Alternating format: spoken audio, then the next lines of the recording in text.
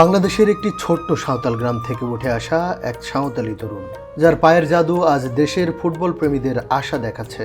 হাজারো বাধা পেরিয়ে তিনি স্বপ্ন দেখছেন বিশ্বের সবচেয়ে বড় ফুটবল মঞ্চ ওয়ার্ল্ড কাপের। তিনি রাফায়েল টুডু, একজন ফুটবলার, একজন যোদ্ধা এবং সাঁওতাল সম্প্রদায়ের এক উজ্জ্বল নক্ষত্র। বাংলাদেশের উত্তরাঞ্চলের এক সাঁওতাল পরিবারে জন্ম নেওয়া রাফায়েল টুডুর গল্পটা সাধারণ কোনো ফুটবলারের গল্প নয়। এটি একটি স্বপ্নের গল্প, একটি সংগ্রামের গল্প, যে গল্পে আছে গ্রামের মাটির গন্ধ, কঠোর পরিশ্রম আর অসম্ভবকে জয় করার সাহস। রাজশাহী জেলার গোদাগাড়ী থানার কাকনহাটের নিভৃত পল্লীতে বসবাস করে রাফায়েল টুডু। রাজশাহী জেলা শহর থেকে কাকনহাট আসতে সিএনজিতে ভাড়া লাগে মাত্র 70 টাকা, সময় লাগে ঘন্টাখানিকের মতো। কাকনহাট বাজার থেকে 2 মিনিট পায়ে হাঁটলে পাওয়া যাবে কাকনহাট রেল স্টেশন। রেললাইন পার হলেই দেখা যাবে ব্যাটারি চালিত ভ্যান বা অটোরিকশা দাঁড়িয়ে আছে।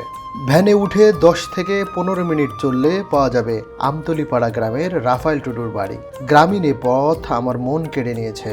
গাছপালায় ঢাকা রাস্তা, আর রাস্তার দুপাশে মাটির একতলা দোতলা রঙিন বাড়ি।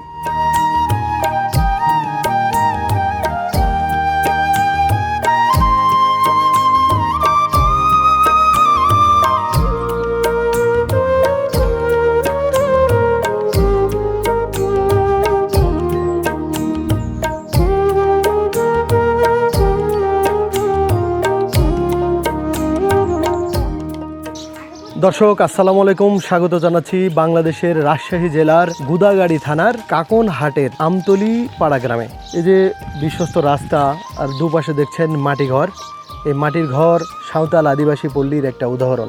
আজকে আমরা এসেছি হচ্ছে বাংলাদেশের কিংবদন্তি ফুটবলার, সাঁওতাল আদিবাসী গোষ্ঠীর গর্ব রাফায়েল টুডুর বাড়িতে। রাফায়েল টুডু বর্তমানে স্ট্রাইকার হিসেবে মোহামেডান স্পোর্টিং ক্লাবে খেলছেন। এখন যে জায়গাতে অবস্থান করছি ঠিক রাফায়েল টুডুর বাড়ির পাশে।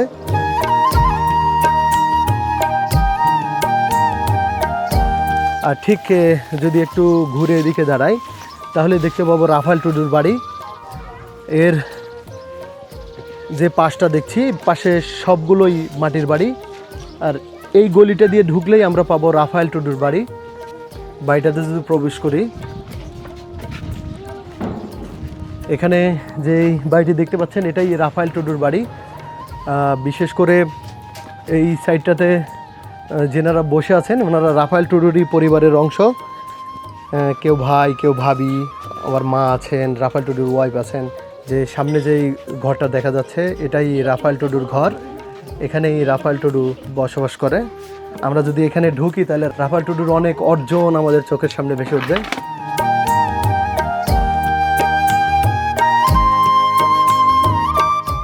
প্রচণ্ড গরম, ঘেমে গিয়েছি, কিন্তু রাফায়েল টুডুর ঘরে আসলাম রাফায়েল টুডুর সাজানো তার সারা জীবনের অর্জন দেখার জন্য।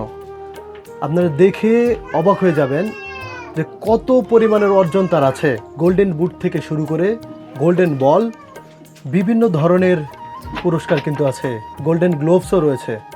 একসময় রাফায়েল টুডু ছিলেন গোলকিপার, তখন তার অর্জন ছিল গোল্ডেন গ্লোভস, যেটাকে সেরা গোলকিপার হিসেবে দেওয়া হয়েছিল। এরপরে বেশ কটা দেখতেছি গোল্ডেন বুট, যখন স্ট্রাইকার হিসেবে খেলেন তখন এই অর্জনগুলো এসেছে।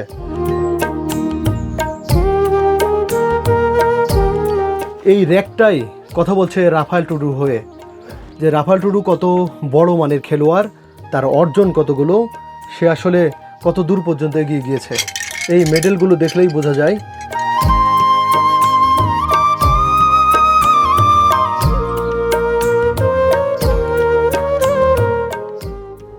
রাফায়েল টুডুর বাবা প্রায় 7 বছর আগেই গত হয়ে গিয়েছেন।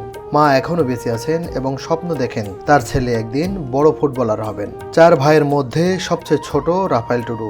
2টি বোনও আছে তাদের, তবে ওনারা সবাই বিবাহিত। আমরা একে একে সবার সাথে কথা বলার চেষ্টা করব আর জানবো তাদের অনুভূতি।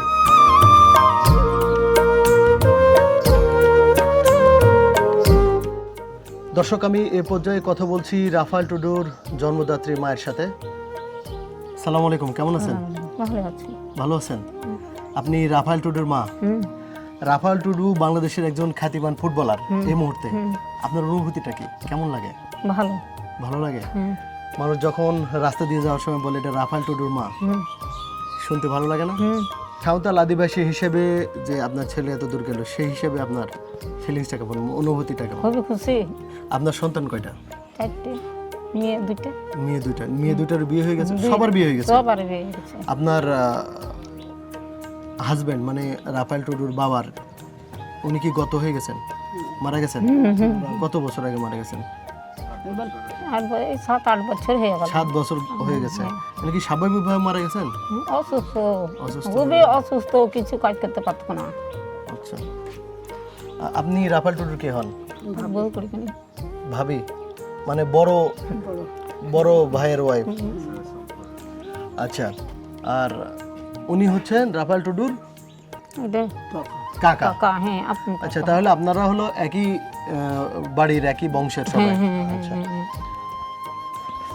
দর্শক, রাফায়েল টুডুর মায়ের সাথে কথা বলে খুব ভালো লাগলো। ওনারা রাফায়েল টুডুকে খেলতে কখনো বাধা দেননি, কিন্তু আমরা গ্রামের চিত্র দেখেছি। আমরাও ছোটবেলা যখন খেলতে যেতাম, তখন আমাদের মায়েরা বিশাল একটা কঞ্চি নিয়ে পিঠের উপর বাড়ি দিত যাতে খেলতে না যায়।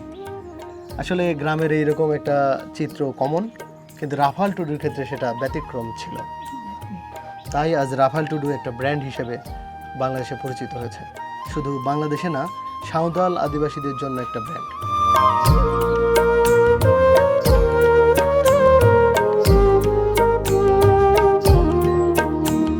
দাদা নমস্কার। নমস্কার। কেমন আছেন? ভালো আছে। আপনি রাফায়েল টুডুর বড় ভাই? আমি মেজো ভাই। মেজো ভাই মানে বড় ভাইকে দেখছি না, বড় ভাই কোথায়? বড় ভাই আছে এদিকে কাজে আছে। রাফায়েল টুডু যে এখন বাংলাদেশে একজন নামকরা খেলোয়াড়, সেক্ষেত্রে আপনার অনুভূতিটা কি, কেমন লাগে? অনুভূতিটা আমার ভালো লাগে, যেহেতু আমার নিজের ভাই হ্যাঁ, মোহামেডানে খেলে। সবাই বলে হ্যাঁ যে খুব ভালো খেলে। হ্যাঁ দাদা নমস্কার। নমস্কার। আপনার নাম কি? আমার নাম মুক্তার টুডু। মুক্তার টুডু। আপনি রাফায়েল টুডুর হচ্ছে একদম বড় ভাই? বড় ভাই, 4 ভাইয়ের ভিতরে সবচেয়ে বড়। সবচেয়ে বড়। আপনার ভাই এখন ন্যাশনাল টিমের কাছাকাছি বলবো। আর আমার মনে হয় যে ন্যাশনাল টিমে চান্স পেতে খুব বেশি সময় লাগবে না, কারণ তার খেলার যে স্পিড আর হচ্ছে যে ট্যালেন্ট আছে তাতে। তো সেক্ষেত্রে আপনাদের কন্ট্রিবিউশন কেমন ছিল? ছোটবেলা থেকেই তো সে খেলতো, হঠাৎ করে তো খেলতে আসে নাই। বিশেষ করে গ্রাম অঞ্চলে আমরা দেখে থাকি যে ছোট ভাই যদি কাজ না করে খেলাধুলায় যায়, তাহলে এটা অনেক সময় খারাপ ভাবে না। এর কারণ হচ্ছে সাঁওতাল আদিবাসীর পরিবার কৃষি নির্ভর, সারাদিন তাকে কাজই করতে হয়। সেক্ষেত্রে খেলতে গেলে তো সেই কাজটা করতে পারে না। তা আপনাদের পরিবার থেকে কন্ট্রিবিউশনটা কেমন ছিল? আমাদের ধরো যে আমাদের পরিবার থেকে আমাদের ভালোই ছিল, কারণ আমার সেই ছোটো ভাই রাফায়েল, তিনি কিন্তু ছোটো থেকে ফুটবল খেলায় খুব আগ্রহী ছিলেন। আমরা যে কোনো কাজে আমরা তাকে করতে পারিনি, যে তুমি এদিক মাঠে যাও, করো, গরু চড়াতে যাও, আমার এদিকে ধর যে মাঠে গরু চড়ায়, সেভাবে তাকে কোনো আমরা তাগাদা দেননি না, কিন্তু আমরা তাকে ফুটবল খেলার উপরে ওকে ছাড়িয়ে দিয়েছিলাম আর কি, যার কারণে আজকের রাফায়েল টুডু। তা এখন কেমন লাগছে আপনার? এখন খুব ভালো লাগছে। এখন ধরো যে ন্যাশনাল টিমে যদি কিছুদিনের মধ্যে হয়ে থাকে, আমার দেশের মানুষও ভালো বলবে যে না, একজন গরিব থেকে ভালো পর্যায়ে উঠে আমাদের বাংলাদেশ থেকে ভালো হয়েছে। এটাই। তাহলে আমিও দোয়া করি যেন রাফায়েল টুডু খুব তাড়াতাড়ি ন্যাশনাল টিমে চান্স পায়, যেন বাংলাদেশ তথা সাঁওতাল জাতিগোষ্ঠীর জন্য একটা আইকনিক ব্র্যান্ড হিসেবে গড়ে ওঠে। দাদা নমস্কার। নমস্কার। আপনার নাম কি? মিকাইল টুডু। মিকাইল টুডু। রাফায়েল টুডুর একদম মানে ইমিডিয়েট বড়টা, তার মানে আপনার ছোটই রাফায়েল টুডু, 4 ভাইয়ের ভিতরে। তো আপনি কি কাজ করেন? কৃষিকাজ মানে জমি জমা, গরু ছাগল এগুলো নিয়ে আছেন। তো আপনার কেমন অনুভূতিটা একটু শেয়ার করবেন? অনুভূতিটা একটু ভালোই, যেমন আমার ভাই বাইরে খেলছে। হ্যাঁ,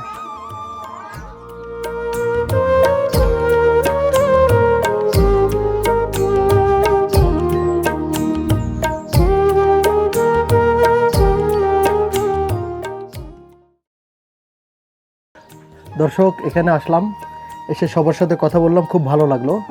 আসলে আমাদের বাঙালিরা সাঁওতাল আদিবাসীদেরকে যেভাবে চিন্তা করে, আসলে সাঁওতাল আদিবাসীর ভিতরে না মিশলে বোঝা যায় না। আসলে তারা খুবই আন্তরিক এবং মানসিকভাবে খুবই প্রফুল্ল মেজাজের, সহজেই মানুষের সাথে মিশে এবং মানুষের সাথে খুব সুন্দরভাবে তারা কিন্তু মিলে যায়।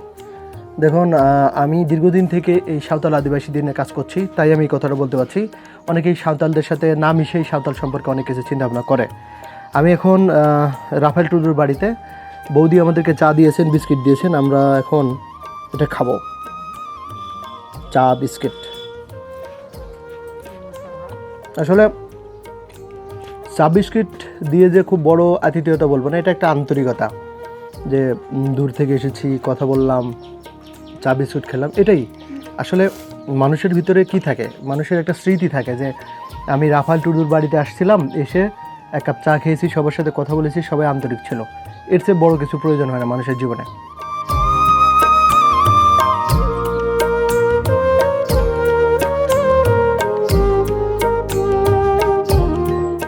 আমি এখন যে বাড়িটিতে অবস্থান করছি সেটি হচ্ছে বাংলাদেশের সাঁওতাল জাতিগোষ্ঠীর এক কিংবদন্তি ফুটবলার রাফায়েল টুডুর বাড়িতে। আমার পাশে যিনি অবস্থান করছেন উনি হচ্ছেন রাফায়েল টুডুর ওয়াইফ, আমাদের বৌদি। বৌদি কেমন আছেন? ভালো আছি, আপনি কেমন আছেন? আলহামদুলিল্লাহ, আমি ভালো আছি। আপনার নাম কি? জ্যোতিকা। জ্যোতিকা। আপনি রাফায়েল টুডুর ওয়াইফ। হ্যাঁ, আপনাদের বিবাহ কত বছর আগে হয়েছে? 4 বছরের মতন হচ্ছে। 4 বছরের হ্যাঁ। মতো। তো আপনি যখন বিবাহ করেন তখন রাফায়েল টুডু কি এইরকম পপুলার একজন খেলোয়াড় ছিল? না, তখন এরকম পপুলার খেলোয়াড় ছিল, এমনি গ্রামের গঞ্জে খেলাধুলা করতো তখন।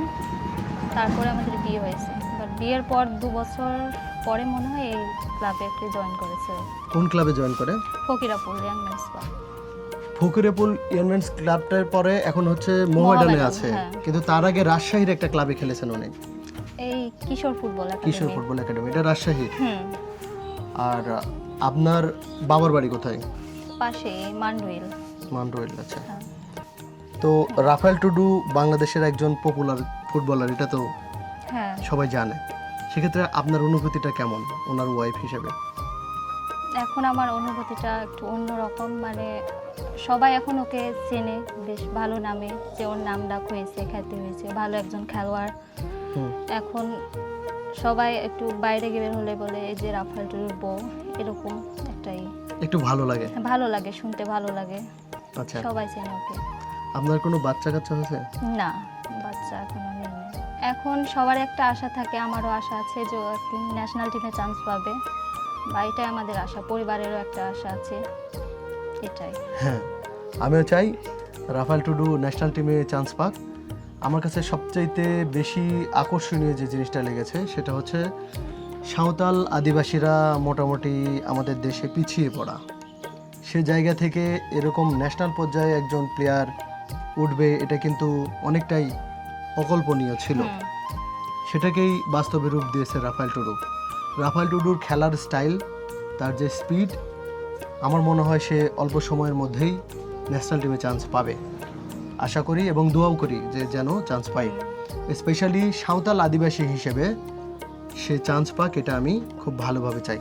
এর আগে বাংলাদেশের ন্যাশনাল টিমে কোনো সাঁওতাল আদিবাসী আছে আপনার জানা আছে? আছে কেউ? জানা তো না। আমার জনমতে বাংলাদেশের ন্যাশনাল টিমে সাঁওতাল আদিবাসী কেউ আছে বলে না। আমি জানি না।